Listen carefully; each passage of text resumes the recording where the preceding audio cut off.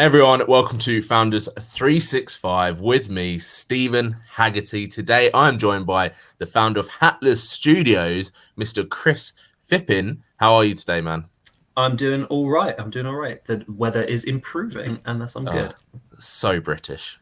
So I British. know. Straight away, all about the weather. Yeah. All right. How are you? I'm good, man. I'm good. I'm crawled out of bed, been ill all week, but hey ho. Like you said before the call, On the grind. Gotta go on the grind. Although I hate that. I hate that whole like hustle grind thing. I think the opposite is also equally frustrating. You know, the whole like work-life balance thing. I saw a video by Simon Sinek where he's like, that's not a thing because they're one and the same. They should be supporting rather than balancing. That's a good point, actually. Supporting rather than balancing. I like that. How do you think you have a good supporting work-life balance? I think so. I think like everything I do for the company is like stuff I'm doing for me as well and for my friends. It's a vector for me to look after my peeps, basically. I like looking after people, and I can do that through this. So it all links together. Sound a little bit like you're trying to build a cult. Well, the cult of me. It's better than the other cults. Well, yeah, that's what they say. Anyway, Hatless Studios. What is it about, and what are you guys trying to do? Yeah, so we're a software development company staffed entirely by students at the University of Exeter. The focus is on making bespoke software products, so websites, mobile apps, desktop software for SMEs in the area. With the idea being that students need experience. So some of them have a good amount of experience, but not professionally. Businesses need software, and we can pair those two things up. That's the main aim. Excellent. How long have you been going? It's our first birthday on March 8th. Oh, what are you going to do? As hosting a big lunch with anyone we've ever contacted ever. So yeah, you'll find yourself on the invite list now. Oh, I'll come down. Why not? I'm long overdue a trip to Exeter anyway. Yeah, do it. Come see your family. Exactly, see the fam. So what's obviously interesting is that it's run by entire, you're hiring and running by students. So my first question is, how do your customers respond to that? So it's interesting. I'd say maybe 20% have a somewhat almost fearful response, like, oh, can I trust this? But like the remaining 80%, particularly people who actually work in the tech industry, are like, yeah, we know that this is the generation that have got a lot of experience with this already. So some of our team have more experience with actual software than people in industry. Yeah, because they've been coding I've been coding since I was 11 years old. Puts me at 10 years experience, kind of give or take. People forget that though, don't they? They just look at an age and they go, oh, you're however old, and that means you only have a couple of years experience. Yeah, exactly. But the majority of people look at it and see like, okay, this is the next generation. This is people who I'm going to be employing in 5 years' time. I might as well get to know them now.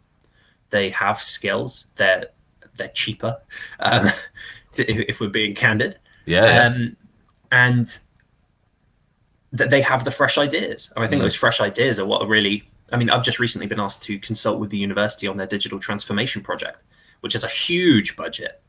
But it's because as a student, I know what other students want.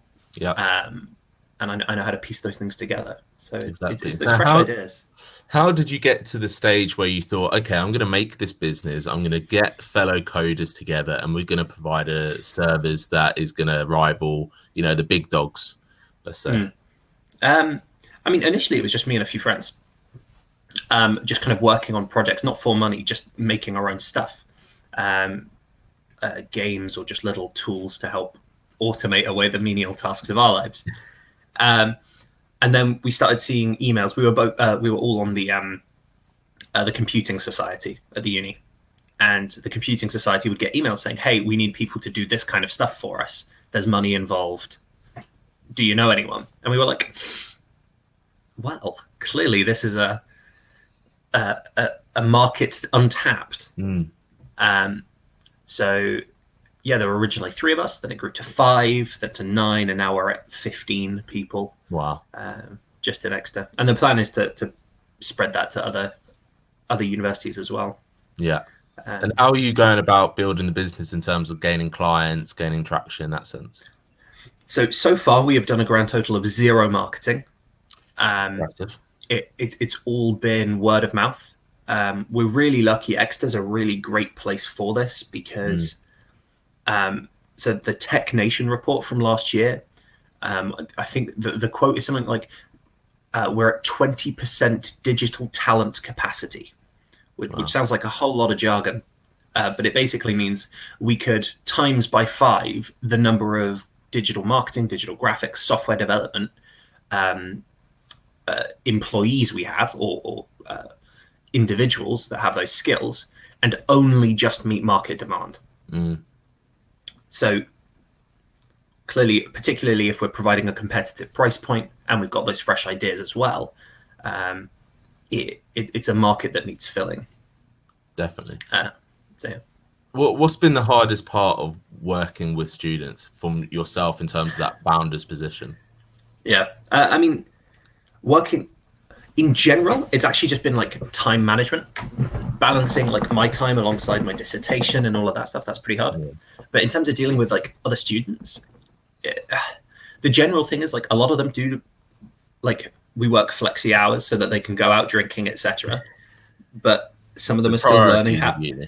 Yeah, some of them are still learning to be professional, and we're a really friendly bunch. We, like, my philosophy is that we are software with personality, because that's something that we don't really have very much. It's you have one or the other.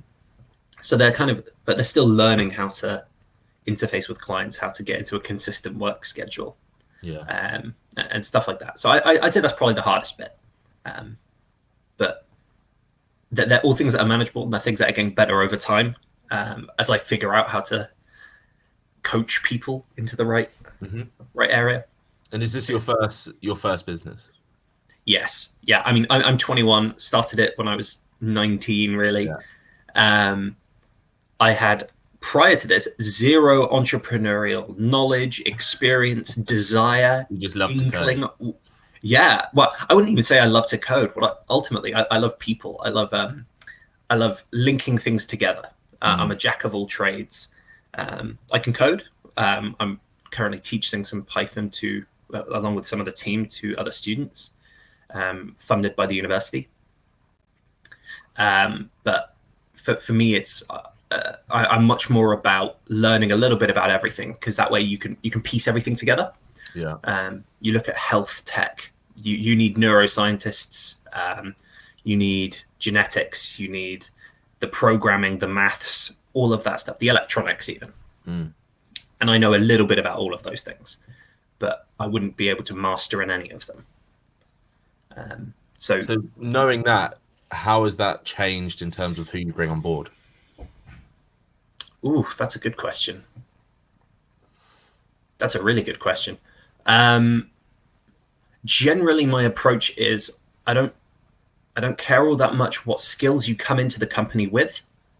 What I want is people who can learn, want to learn, and have new ways of looking at things. And we've had from day one the rule, like, regardless of desperation or need, we do not hire assholes. It's a good rule. It's a solid rule. It's a very simple rule, but it's like, company culture is so important, and it's been neglected in so many organizations for so long. And we really want to make sure that, yeah, we've got skills coming in and people who are good at what they do. But if someone comes along and they're the perfect candidate, but they're an asshole, they don't get in, because that's just going to bring everyone else down. And that's not okay with me. Do you feed that back to them? What, that they're an asshole? Yeah. No, luckily I haven't had anyone that fits that criteria. Good. Yeah. Not yet. Like we've had a few people come through and they just don't have the right skill set. That they don't have.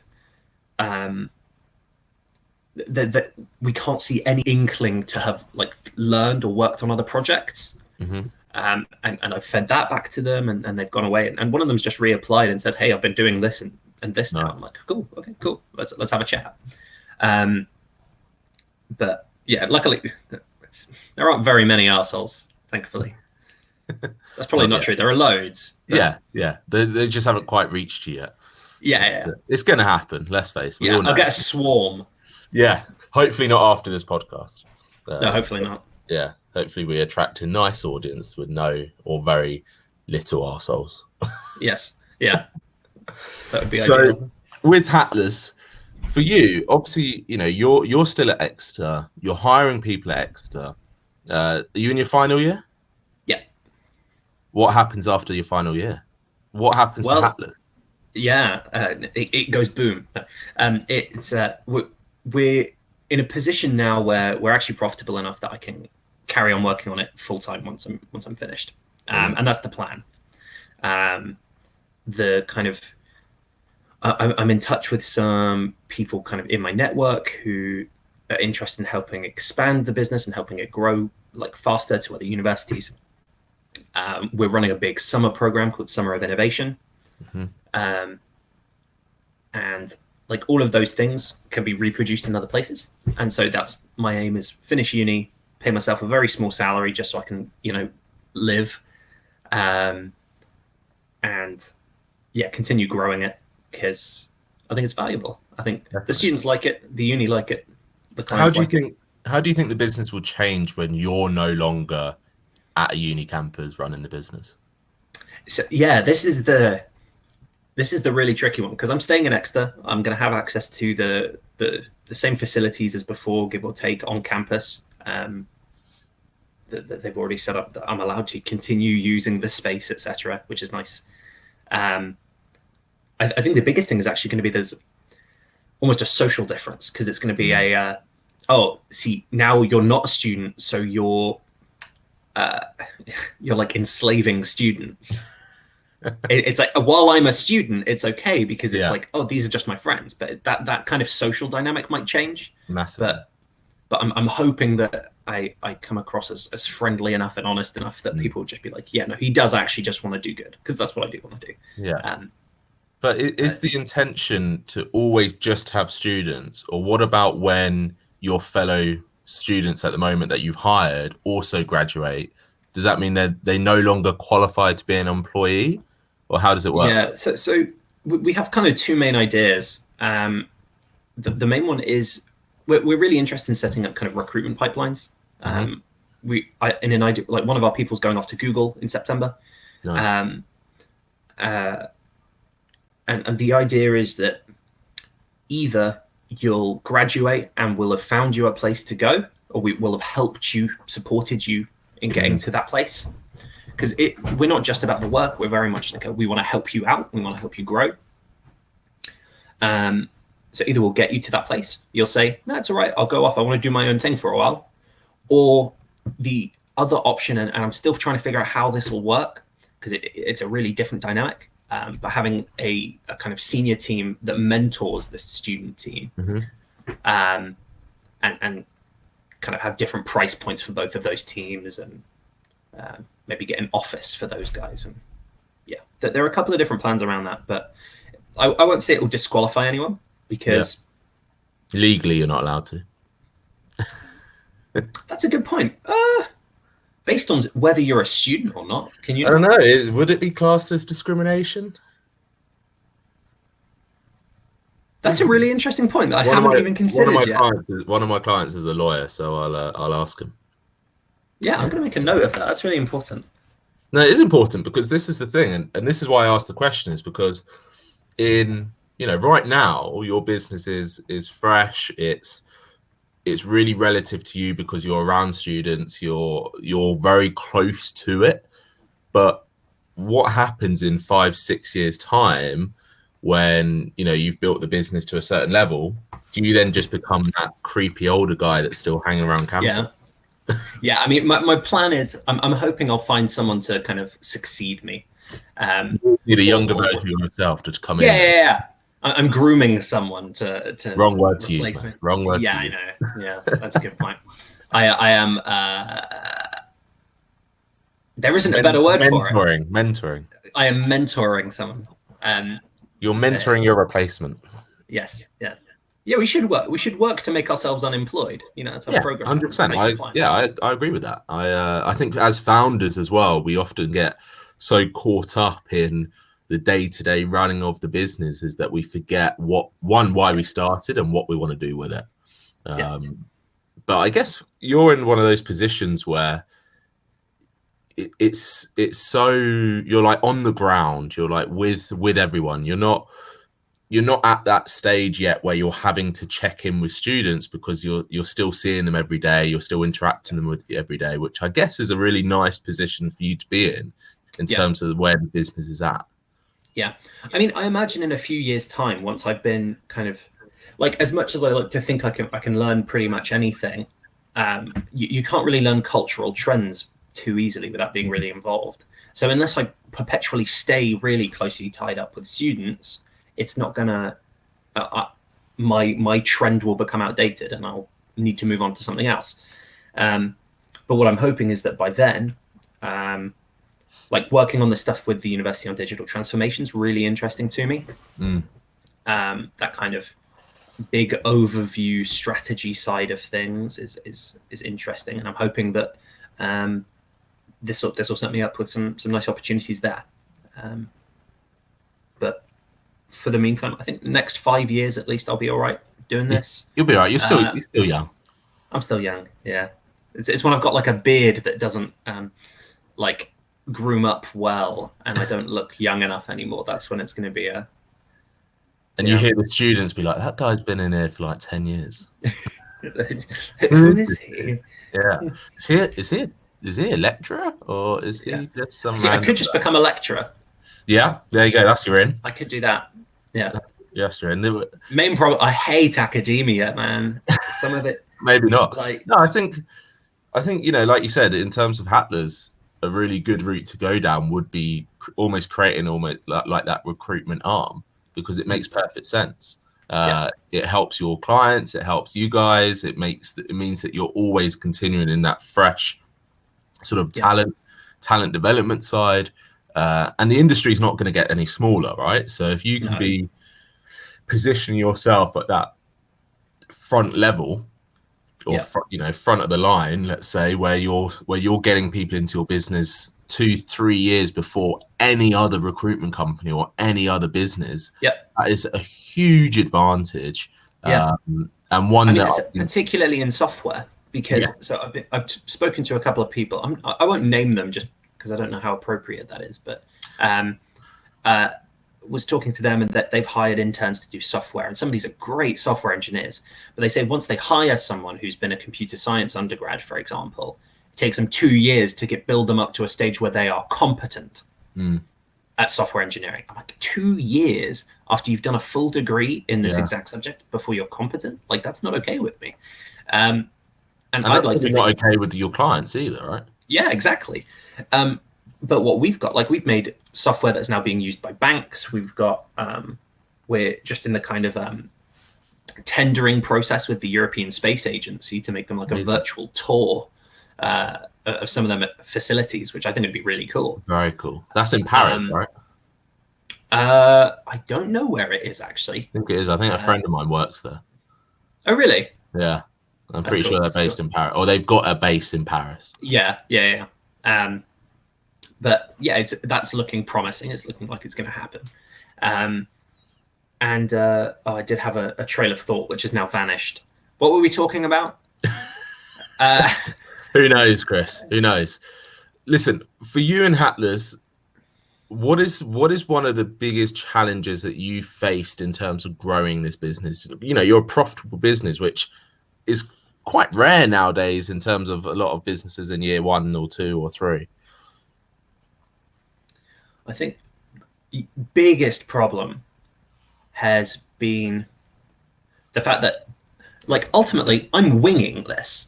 Like, a lot of this, a lot of foundership and entrepreneurship is just winging it, learning on the job, and doing so well. And like the amount of stuff I've had to learn over the last year has been, it's a lot. Things like we are, our first clients, we were really undercharging, like massively undercharging. Oh my God, it's so easy to get clients there. Yeah. but it's like, and I was thinking like, yeah, we're not making huge markup on this, and it's like, yeah, but is our time worth this much? Blah blah blah, and then over time I've realized like, actually, yeah, we can charge 40% market rate, still be immensely profitable, and immensely I don't mean like filthy rich, but we can do. You've only got the one yacht. Yeah. I only need one. I can settle for one. Yeah. But it has to be good. Obviously, 50-meter minimum.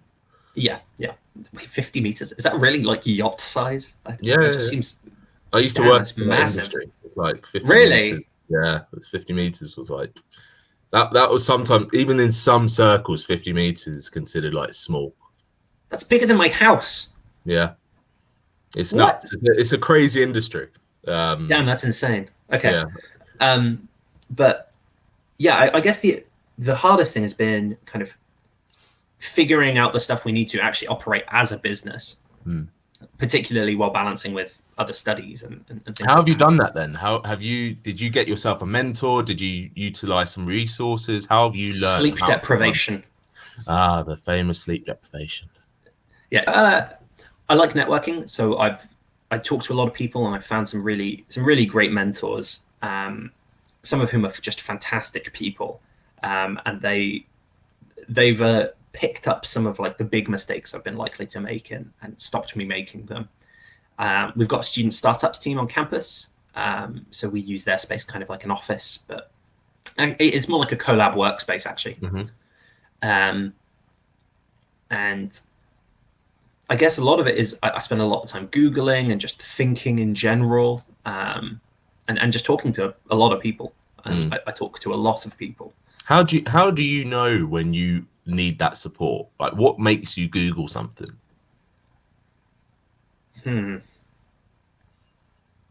That's a really good question. I mean, I guess it's just gotten to the point where I get an intuitive feel for where the limits of what I understand are. Like, as someone who spends a lot of time learning about stuff that I've never learned about. So, like, last year I took a module in neuroscience, despite the fact that, I've never done A-level biology or chemistry. And I don't study neuroscience. I just picked it because I wanted to learn about it. And then this year my dissertation is on genetic engineering, basically. And I've never done genetic engineering before. You get very used to, like, you start seeing patterns from one thing in another, and therefore it tells you, I need to look into how this thing works, because that's going to reveal the grander pattern.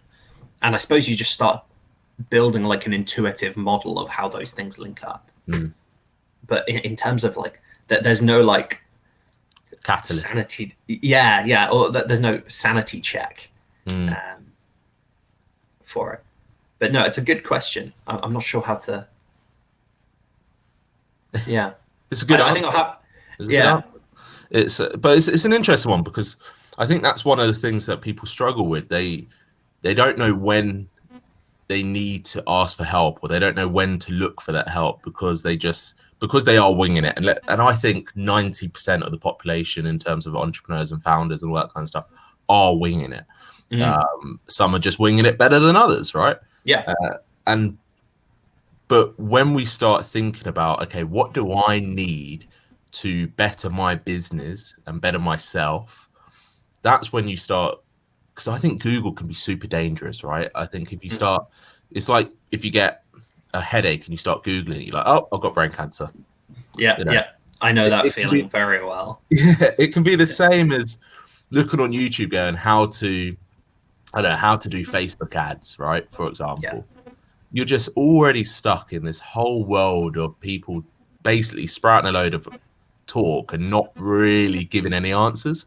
But it's interesting that but it's nice to see that, or hear that you've got that support in terms of that community. And I guess this brings on to the next question, in terms of when you leave, other than being able to use that space, how are you going to ensure that you keep up that support around you to make sure that you're that like best founder that you can be?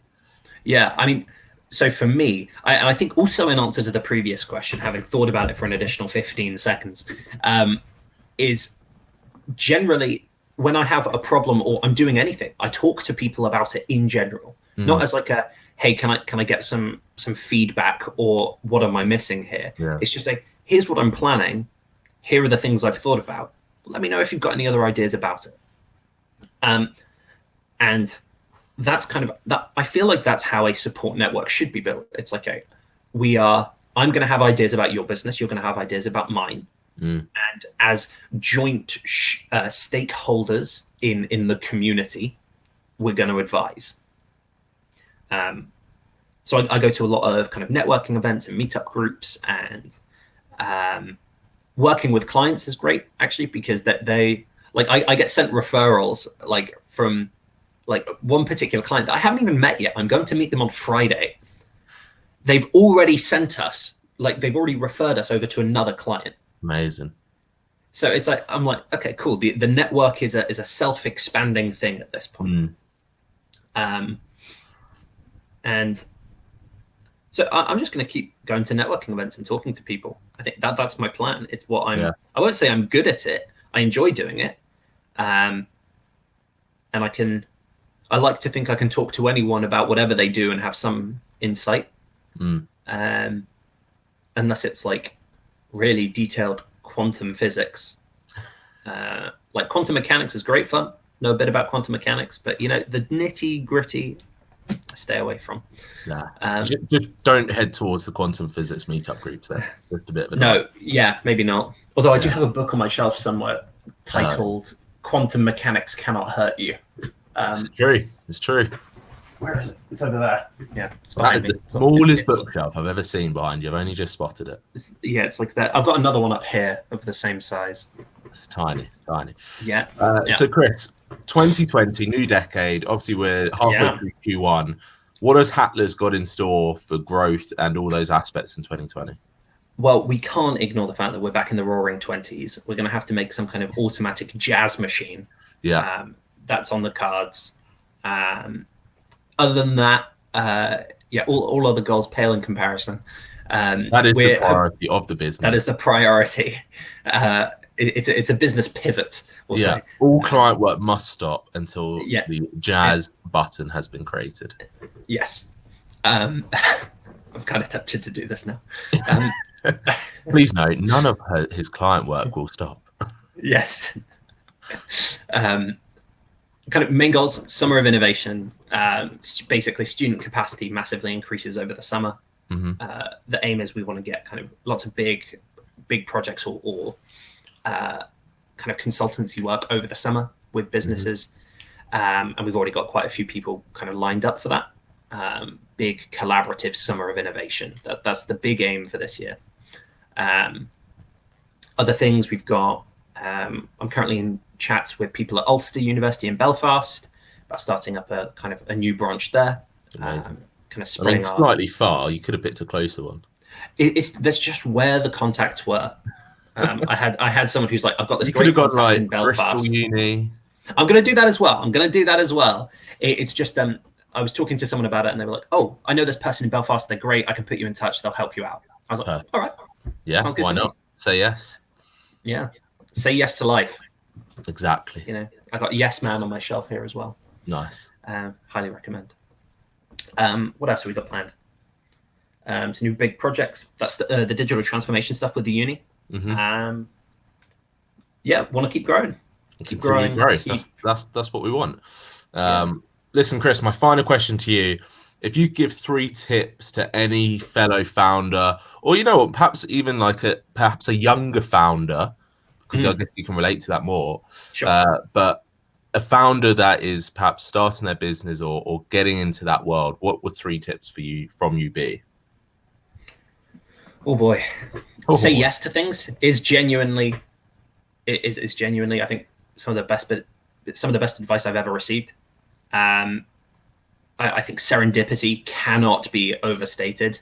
The amount of clients that I've met just through sitting in a cafe, drinking a coffee, and sparking a random conversation with someone, and it leading to something. I'd say that's one. Learn to live with imposter syndrome. It's not going to go away. That's a great one. And everyone's got it. And I guess my third, read a book called Getting Things Done by David Allen and Good live book. by it, because it's going to change your life. All of the other stuff in life, those plates you've got spinning, they'll become a whole lot more manageable. And I guess as like a bonus tip, look after yourself, please, because stress is incredibly useful, but you got to look after yourself. Yeah, you got to look after yourself. No, Chris, 4 fantastic tips and a really great conversation with you. If anyone wants to get in touch with you, find out more about Hatless, what's the best way for them to do that? You can get in touch with me at chris@hatless-studios.co.uk, or I'm on LinkedIn, Chris Phippen, Phippen, or add me on Facebook. I'm friendly. Yeah. I don't mind. Or his phone number is 075. Chris, thank you so much for coming on. You've been guest number 50 on Founders 365. Thank you so much, dude. And thanks everyone for listening and watching. Join me next time.